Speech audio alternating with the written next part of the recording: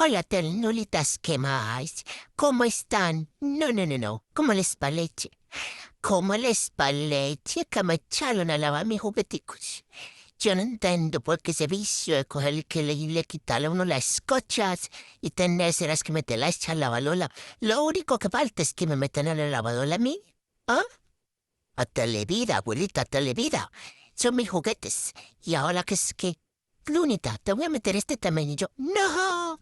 Abuelita, dámelo. Dámelo, haga mi favor, carajo. Ya te baba. No, no, no, no, no. ¿Qué necesidad? ¿Qué necesidad tenía lavar mis cochitas? Ahorita no van a oler a mí, no van a tener mis babitas, ni nada de mis ni de mi olor, yo no van a oler a mí, así que ya no voy a sentir que son míos. ¡Ey, qué brecha! Estoy brava. Mm, ¿A tocar quedarme aquí cuidándolos hasta que salgan de la lavadora? No, no, no, no, no. ¡Qué pelecha! No.